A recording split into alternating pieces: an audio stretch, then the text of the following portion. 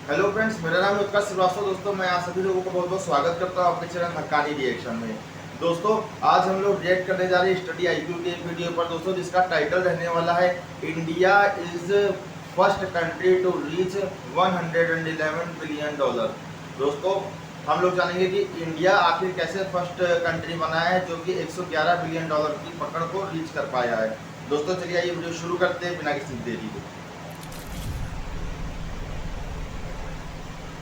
नमस्कार नहीं, welcome you all to study IQ. मैं हूं प्रशांत धवन। नाउ रिसेंटली आपने देखा होगा बहुत सारे आर्टिकल्स पब्लिश हुए हैं इस न्यूज़ को लेकर, जहां पे ये लिखा है कि इंडिया को मिले हैं $111 बिलियन इन रेमिटेंसेस 2022 में। इंडिया पहला देश बना है all together the first country ever to reach that figure. और ये बात यूनाइटेड नेशंस ने बोली है। मोर स्पेसिफिकली अगर मैं कहूँ तो यूएन की बॉडी ने ऑफिशियली दुनिया में अनाउंसमेंट करी है कि इंडिया पहला देश बना है, the first country ever to reach that figure. Now ये टॉपिक अचानक से न्यूज़ में क्यों आ गया है, इन डेप्थ डिस्कस करेंगे। क्या ये अच्छी बात है, हमें यहाँ पे खुश होना चाहिए या फिर चिंता की बात भी है यहाँ पर, we will discuss all that. मगर एक छोटी सी बात मैं यहाँ पर बोल दूँ, कई लोग कमेंट सेक्शन में ऐसी कमेंट कर रहे होते हैं कि प्रशांत सर क्या स्टडी आईक्यू पे पढ़ाएंगे, क्या उनकी सारी वीडियो स्टडी आईक्यू पे आएगी? जी हाँ, मैं आपको बता दूँ, मेरी सारी वीडियोज़ आपको स्टडी आईक्यू पे ही मिलेगी। मैं किसी और चैनल पर नहीं हूँ। कुछ चैनल्स हो सकता है कि मेरे थंबनेल वगैरह कॉपी करे, वो आप पे डिपेंड करता है कि आप क्या डिसाइड करें, सब्सक्राइब अनसब्सक्राइब जो आपको करना है आप कर सकते हैं। बट मेरी वीडियो आपको स्टडी आईक्यू पे ही मिलेगी। You can subscribe to study IQ. Alright, so आज के समय जो ये रेमिटेंस की बात की जा रही है, रेमिटेंस आप सब लोग अब तक जान चुके होंगे। रेमिटेंस वो पैसा होता है जो मान लीजिए इंडिया का वर्कर यूएई, यूएसए या फिर किसी भी और फॉरेन कंट्री में जाके जो पैसा कमाता है और फिर वो पैसा वापस अपने घर में भेजता है, उसको कहा जाता है रेमिटेंस।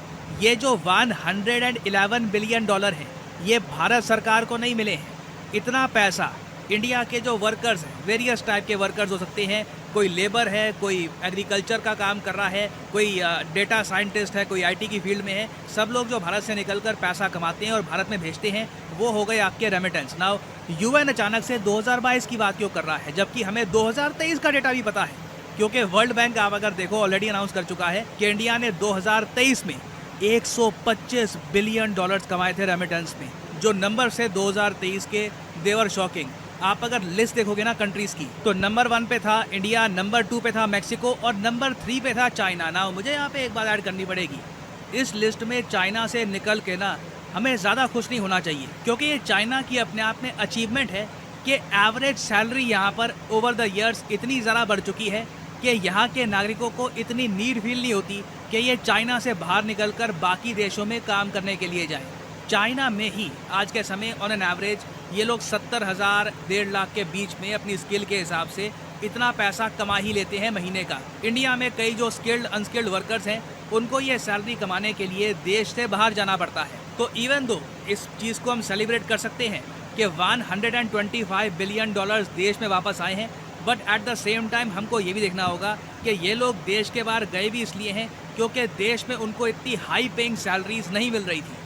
और वर्ल्ड बैंक ने तो अभी एक भविष्यवाणी ये भी करी है कि 2024 में इंडिया के जो रेमिटेंसेज हैं ये $135 बिलियन पहुंच जाएंगे। ना इसके पीछे भी एक बड़ा रीज़न ये है, पहली बात तो जैसे मैंने आपको बताया, इंडिया में इतनी सारी हाई पेइंग जॉब्स हैं नहीं, तो कई इंडियंस को यूएसए या फिर यूएई या सऊदी अरेबिया काम करने के लिए जाना होता है। दूसरा फैक्टर यहाँ पे है, रुपये की वैल्यू लगातार गिर रही है। आप खुद ही सोच कर देखिए, आप अगर यूएसए में हैं, आपके पास $1 लाख है, रुपये अगर स्ट्रॉन्ग हो रहा है तो आप एक बार को अपने $1 लाख अपने पास रखोगे, आप वेट करोगे कि रुपये की वैल्यू गिरती कब है। जब रुपये गिरना शुरू हो जाएगा तभी आप चाहोगे कि अपने डॉलर्स को रुपये में कन्वर्ट करके आप वापस इंडिया में भेजो, क्योंकि इससे इंडिया में आपको ज़्यादा रुपीज़ मिलेंगे, आप ज़्यादा चीज़ें परचेज़ कर पाओगे। तो रुपये की जो डेप्रिसिएशन हुई है, रुपये की जो वैल्यू गिरी है, उसकी वजह से भी हम देख रहे हैं कि लगातार रिकॉर्ड ब्रेकिंग नंबर्स के साथ इंडिया में रेमिटेंसेज आ रहे हैं। और अगर आप सोच रहे हैं कि अचानक से यूएन ये सब बातें क्यों कर रहा है, देखिए यूएन के अंडर एक बहुत ही इंपॉर्टेंट बॉडी है, इंटरनेशनल ऑर्गेनाइजेशन फॉर माइग्रेशन। ये इसके जो हेडक्वार्टर्स हैं ये आपको मिलेंगे जिनेवा में। दुनिया भर में जो माइग्रेशन होती है वर्कर्स की या फिर और पर्पसेस के लिए भी, उसके बारे में ये लोग रिपोर्ट पब्लिश करते हैं जो बहुत ही फेमस है। काफ़ी बार एग्जाम्स में इससे रिलेटेड क्वेश्चन भी आ चुका है कि वर्ल्ड माइग्रेशन रिपोर्ट कौन पब्लिश करता है। तो जो 2024 की रिपोर्ट पब्लिश हुई है उसमें इंडिया के बारे में एक्सटेंसिवली इन्होंने लिखा है कि रेमिटेंस के मामले में India is the king. Now again depend करता है कि आप इस बात को लेकर खुश हो या फिर आप सोचो कि काश हमारे देश में इतनी जॉब्स होती। डिपेंड करता है आपके पर्सपेक्टिव पे। मगर इस रिपोर्ट में इंडिया का 90 से ज़्यादा बार मेंशन किया गया है। और सबसे ज़्यादा इंटरेस्टिंग डेटा आपको इस पूरी रिपोर्ट में ये मिलेगा कि दुनिया भर में top country to country migration corridor कौन कौन से हैं, मतलब कि कौन से 2 देश हैं जिनके बीच में सबसे ज़्यादा माइग्रेंट्स जाते हैं, मतलब कि एक कंट्री से दूसरी कंट्री में। तो नंबर 1 पे है मैक्सिको, यूएसए। मैक्सिको से जितने माइग्रेंट जाते हैं यूएसए में, उससे ज़्यादा वर्किंग माइग्रेंट्स आपको दुनिया में कहीं नहीं मिलेंगे। लाखों की संख्या में मैक्सिकन जाते हैं यूएसए में काम करने के लिए हर साल। और इंटरेस्टिंग बात देखिए, नंबर 3 पे आपको मिलेगा यूक्रेन रशियन फेडरेशन। कई यूक्रेनियंस रशिया में आज भी काम कर रहे हैं। जी हाँ, वहाँ पे उनकी नौकरियाँ हैं या फिर कुछ वो आर्टिस्ट हैं या फिर किसी और तरीके से वो बिजनेस कर रहे हैं। दोनों कंट्रीज़ के बीच में पैसे को लेकर टाइज इतने डीप है, बट स्टिल वॉर की वजह से दोनों कंट्रीज़ को लॉस हुआ है। फिर नंबर 4 पे आपको मिलेगा इंडिया यूएई। नाउ ये काफ़ी इंटरेस्टिंग है क्योंकि नंबर्स के मामले में ज़्यादा इंडियन माइग्रेंट्स जाते हैं यूएई में काम करने के लिए, मगर रेमिटेंस भारत को ज़्यादा मिलता है यूएसए से। तो आप कह सकते हैं कि देखिए यूएई में जो लोग काम करने के लिए जा रहे हैं वो उतना नहीं कमा रहे हैं जितना वो लोग कमाते हैं जो यूएसए में जाके काम कर रहे हैं, क्योंकि यूएस में जाके जो इंडियंस काम कर रहे हैं मोस्टली वो काम होता है आईटी फील्ड का, बेटर पेइंग जॉब्स होती हैं। और इसलिए यूएसए टॉप रेमिटेंस सोर्स है भारत के लिए। एक टाइम पे यूएई हुआ करता था, आज के समय यूएसए है। तो यहाँ पर देखिए मैं आपका एक ओपिनियन जानना चाहूँगा, क्या इन नंबर्स को देखकर यूएन जो खुल के कहता है कि India is the first country ever to reach this figure, क्या ये देखकर आप प्राउड फील करते हैं? और एक बार को प्राउड फील कर भी सकते हैं। एक बार को आप यहाँ पर कह सकते हैं कि इंडिया की फॉरेन पॉलिसी आज के समय इतनी बढ़िया है कि हमने कई कंट्रीज़ के साथ ट्रेड डील्स करी हैं, उन कंट्रीज़ में इंडियन वर्कर्स के लिए जगह बनाई है। फॉर एग्जांपल अगर हम देखें इज़राइल में भी बहुत सारे इंडियन वर्कर्स जाएंगे, वहाँ से भी रेमिटेंस आएगा बहुत सारा। ये आपको 2024-2025 की जो रिपोर्ट्स आएंगी उसमें आपको दिखेगा। बट एक बार को आप कह सकते हैं कि अगर इंडिया की फॉरेन पॉलिसी इतनी अच्छी ना होती तो इतने सारे कंट्रीज़ में इंडियन वर्कर्स को ईजी एक्सेस ना मिलता। दूसरी तरफ आप ये भी कह सकते हैं कि चाइना को अगर हम देखें तो 50 बिलियन यूएस डॉलर्स, और ऐसा नहीं है कि ये इतना कम है क्योंकि चाइना के वर्कर्स स्किल्ड नहीं हैं। रीज़न इसका यही है कि वो अपने देश में इतना काम कर रहे हैं कि बाहर जाने की उनको आवश्यकता नहीं पड़ती। But at the same time आप ये भी कह सकते हैं कि जब आप अपने ही देश में काम कर रहे हैं तो आप विदेशी मुद्रा कमा के नहीं ला रहे। हमारे वर्कर जब बाहर काम करते हैं तो वो विदेशी मुद्रा देश में ला रहे हैं। तो लिखेगा इसके बारे में कमेंट सेक्शन में। मैं जेन्युइनली जानना चाहूँगा कि इस पूरे डेटा को लेकर वेदर यू फील प्राउड या फिर आपको लगता है कि नहीं, एक बार को अगर हम चाइना जैसा काम कर रहे होते कि एक्सपोर्ट्स ही इतने ज़रा करो कि वहाँ से विदेशी मुद्रा आए, हमारे लोग बाहर जाके काम ना करें, ऐसा सिस्टम होना चाहिए। लिखिएगा इसके बारे में कमेंट सेक्शन में, मैं जानना चाहूँगा आपका ओपिनियन। और फाइनली यहाँ पे मैं आपसे पूछूंगा एक क्वेश्चन यहाँ पर यह है कि हाल ही में किस कंट्री ने इंट्रोड्यूस किया है एक AI जनरेटेड स्पोक्समैन। बेसिकली इस कंट्री ने एक आर्टिफिशियल इंटेलिजेंस बेस्ड डिप्लोमेट बना दिया है। जी हाँ, एक राजदूत जो एक स्पोक्समैन का काम करेगा, मगर ये एक एक्चुअल ह्यूमन बीइंग नहीं है, ये AI पावर्ड है।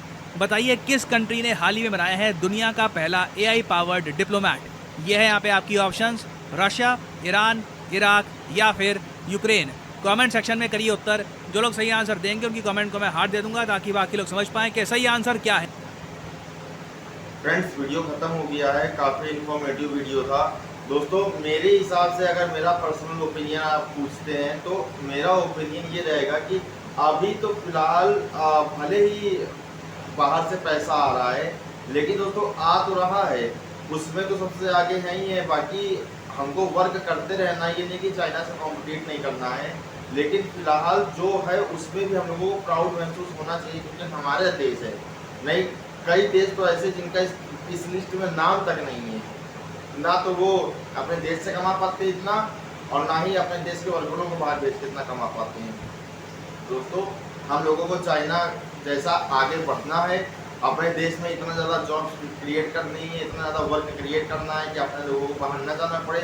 लेकिन तब भी अगर अपने लोग बाहर जा रहे हैं तो इसमें कोई बुराई वाली बात नहीं है, इसमें आपको कोई नीचा देखने वाली बात नहीं है। ये प्राउड चीज़ है, कोई नीचा देखने वाली बात नहीं है। बाकी आप लोग बताइएगा कि आपका इसके बारे में क्या कहना है। बाकी मेरा ओपिनियन तो भाई यही है, और बाकी क्या कहना है आपका कमेंट में ज़रूर लिखिएगा। और मिलते हैं दोस्तों आपसे नेक्स्ट वीडियो में, तब तक के लिए जय हिंद।